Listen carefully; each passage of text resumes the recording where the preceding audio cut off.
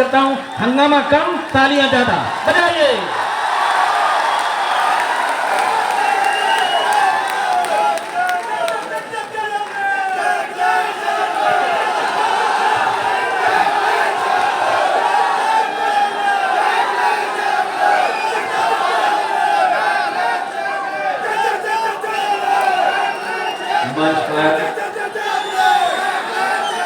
मंच पर उपस्थित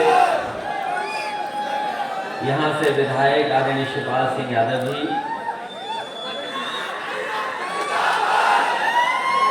मैनपुरी की सांसद डिंपल यादव जी, समाजवादी पार्टी के नेता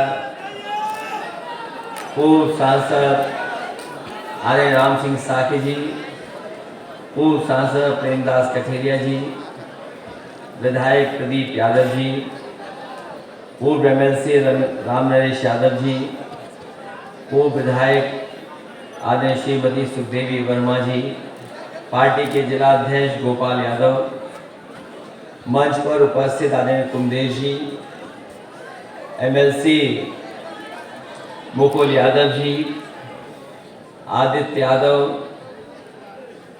बख्तावर सिंह जी, यहाँ पर उपस्थित सभी समाजवादी पार्टी के हमारे सभी नेता, प्रधानाचार्य आदरणीय शैलेंद्र शर्मा जी, उपस्थित सभी हमारे बुजुर्ग, उपस्थित सभी हमारे शिक्षकगण, छात्र छात्राएं और समाजवादी साथी पत्रकार साथियों, मैं सबसे पहले आज किसान दिवस पर 120वीं जयंती चौधरी चरण सिंह जी की जो हम और आप लोग मना रहे हैं उसकी बहुत बहुत बधाई और शुभकामनाएं देना चाहता हूं। जिस संस्था में हम और आप लोग बैठे हैं, ये संस्था का भी नाम चौधरी चरण सिंह जी के नाम से ही है और इस संस्था ने न जाने कितने लोगों को मौका दिया पढ़ लिख करके आगे बढ़ने का और न जाने आने वाली कितनी पीढ़ियां इसमें पढ़ करके आगे बढ़ने का काम भी करेंगी।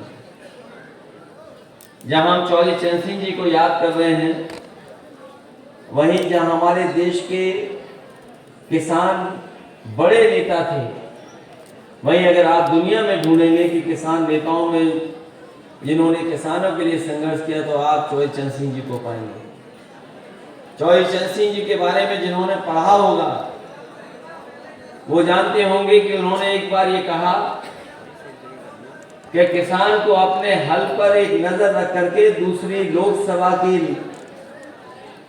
पर भी नजर रखना चाहिए, क्योंकि जहां वो किसान मेहनत करता है वहीं उसको ये भी निगाह रखनी चाहिए कि आखिरकार जो संसद है वो क्या फैसला लेगी। जहां हम चरण सिंह जी को याद कर रहे हैं, वहीं हम अपने नेताजी को भी याद करते हैं कि दोनों लोगों ने मिलकर के किसानों के लिए तमाम फैसले लिए हैं।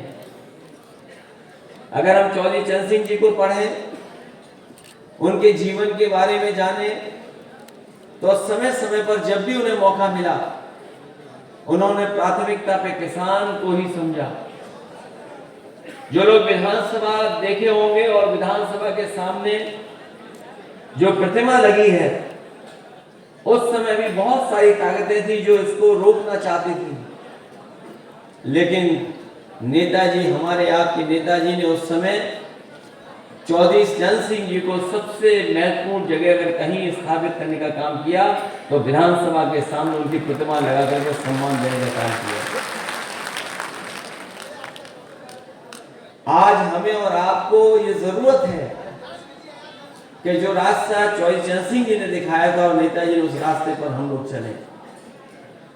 हमें और आपको विरासत में ये सिद्धांत मिले हैं और हम ये बात मानते हैं और महसूस भी करते हैं कि जो रास्ता दोनों नेताओं ने दिखाया था उसी रास्ते से हमारे किसान और गरीब की भलाई है, कोई दूसरा रास्ता नहीं। और अगर जो सत्ता में सरकार है उनके हम कामकाज देखें तो जितना कुछ बनाया गया था किसानों के लिए, ये सरकार उसको एक एक कर करके बर्बाद करने की कोशिश हो रही है। वो हमने और आपने देखा कि जिस तरीके से 3 काले कानून लाए गए थे, वो तो उत्तर प्रदेश का चुनाव, पंजाब का चुनाव न होता तो शायद ये 3 कानून वापस न लिए गए होते। सरकार को आखिरकार किसान नेताओं के सामने और किसानों के सामने झुकना पड़ा। ये काले कानून जरूर वापस हो गए, लेकिन अभी भी भारतीय जनता पार्टी किसानों के खिलाफ फैसला लेना बंद नहीं किया। जिन लोगों ने सच्चर कमेटी पढ़ी होगी वो जानते होंगे कि सच्चर कमेटी का फैसला था कि पूरे देश में 43,000 से ज्यादा मंडियां बने जिससे हमारे किसानों को लाभ और मदद मिल सके। लेकिन इधर आपने देखा होगा दोनों सरकारों ने कोई भी नई मंडी नहीं बनाई। न केवल मंडी बल्कि जो जेनेटिकल मॉडिफाइड सीड है उसको लाने की भी तैयारी है। हमारे किसान भाई जानते होंगे, अखबारों में पढ़ते होंगे, और यहाँ जागरूक नौजवान हैं वो जानते होंगे कि जेनेटिकल मॉडिफाइड सीड अगर आ गए तो अभी तो किसान अपनी बचत कर लेता है, कभी कभी किसान अपने बीज के लिए फसल रख लेता है। अगर जेनेटिकल मॉडिफाइड सीड आ गई तो किसान को कहीं ना कहीं उद्योगपतियों बड़े लोगों पर ही निर्भर होना पड़ेगा। इधर देखा होगा लगातार किसानों की जमीन दर्ज हो रही है, कहीं ड्रोन चला करके नक्शे बन रहे हैं। ये भारतीय जनता पार्टी की तैयारी है कि किसानों को भी जमीन का एक कार्ड उसके हाथ में लगा दें कि जिस तरीके से उन्होंने पहले फैसले लिए वही फैसला लेकर के पहले तो बैंकें प्राइवेट होने जा रही हैं और बाद में एक प्रॉपर्टी कार्ड बना देंगे किसानों के लिए और किसानों से कहेंगे कि जितना लोन लेना चाहो आप प्राइवेट बैंकों से ले लो।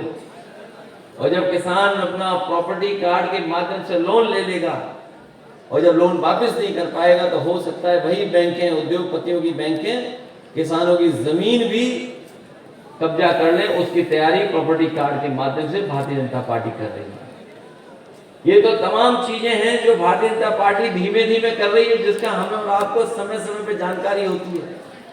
इसे जहां हम चौधरी चरण सिंह जी को याद कर रहे हैं, नेताजी को याद कर रहे हैं, वहीं हमें ये संकल्प लेना है जो रास्ता उन्होंने दिखाया है उसी रास्ते से किसान और गरीब की भलाई है, दूसरा कोई और रास्ता नहीं है।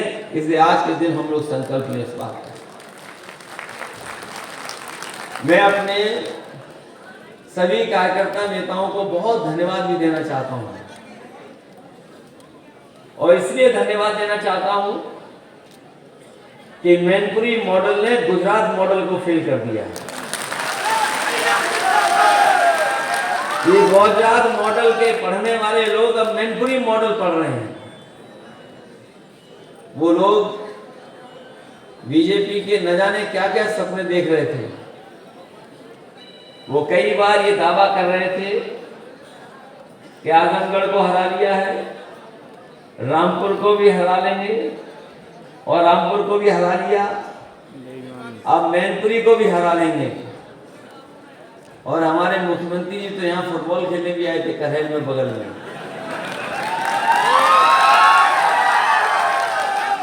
अच्छा हुआ वो जसवंत नगर में नहीं आए,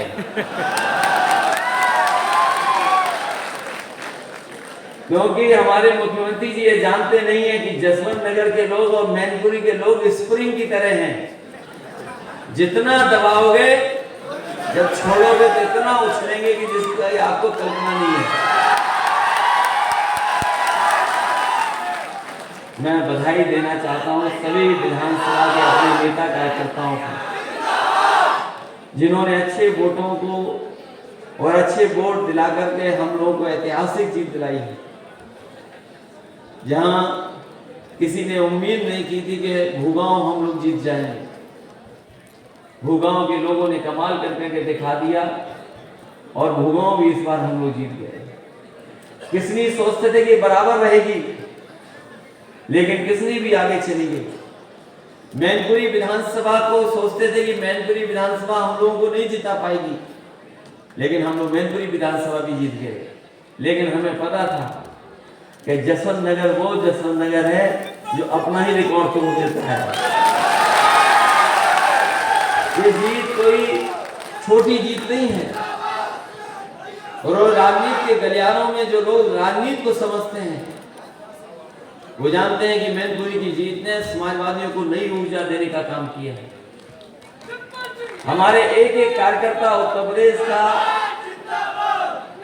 आज भरोसा कर गया है कि जितना हम लोग जमीन पर लड़ाई लड़ेंगे उतनी ज्यादा हम लोग सीट जीत करके आएंगे। जहां हमारे सामने 2024 है वहीं हमारा 2027 भी है और हमें उम्मीद है कि अब तो चाचा भी साथ आ गए हैं, मैनपुरी मॉडल भी तैयार हो गया है। न केवल हम लोग 24 जीतेंगे बल्कि 27 में भी इतिहास बनाने का काम करने जा रहे हैं। मैं एक एक कार्यकर्ता का धन्यवाद देता हूं, बधाई देता हूं, क्योंकि ये जीत कोई छोटी जीत नहीं है। ये समाजवादियों की बहुत बड़ी जीत हुई है। और उस समय जब नेताजी हमारे बीच में नहीं थे, एक एक कार्यकर्ता, एक एक नेता ने और जनता ने नेताजी को एक एक वोट डाल करके सच्ची श्रद्धांजलि देने का काम किया। जो नेताजी ने रास्ता दिखाया उसी रास्ते पे हम लोग चले जा रहे हैं। उसी रास्ते पर जो हमें विरासत में समाजवादी सिद्धांत और कार्यक्रम दिए, उन्हीं कार्यक्रम को हम लोग आगे बढ़ाना है। जहां तक हमारी महिलाएं खड़ी हो रही हैं कि महिलाओं के बारे में, महिलाओं तो वैसे इतिहास बना दिया इस बार, क्योंकि मैनपुरी का पहला जो रिजल्ट आया है इस बार वो महिला ही का है कि अभी तक कोई महिला यहाँ पर सांसद नहीं बनी थी। आपने रिकॉर्ड बनाया है कि पहली महिला सांसद भी समाजवादी पार्टी ने बनाने का काम किया है। इसलिए मैं आपको बधाई दूंगा। अभी बहुत लंबा सफर है और इधर सरकार का न्याय लगातार बढ़ता चला जा रहा है। अभी हम लोग कानपुर गए, एक विधायक को झूठे मुकदमे में फंसा दिया। सरकार ये सोचती है कि कानपुर गए तो महाराजगंज पहुंचा दिया, और अगर हम महाराजगंज मिलने चले जाएंगे तो हो सकता है वो दूसरी जेल में पहुंचा दें। सरकार जेलों में जेल बदलेगी, हम लोग हर जेल में मिलने जाएंगे। वो जितनी जेल बदलना चाहे जेल बदले, और हम लोग हर जेल में जाकर के अपने नेता कार्यकर्ताओं से मिलने का काम करेंगे। और ये अन्याय बहुत दिन चलने वाला नहीं है। वो जानते हैं कि जिस दिन समाजवादियों ने ऐलान कर दिया जेल भरो, उसी दिन उनका न्याय खत्म हो जाएगा। और हम लोग भी इंतजार कर रहे हैं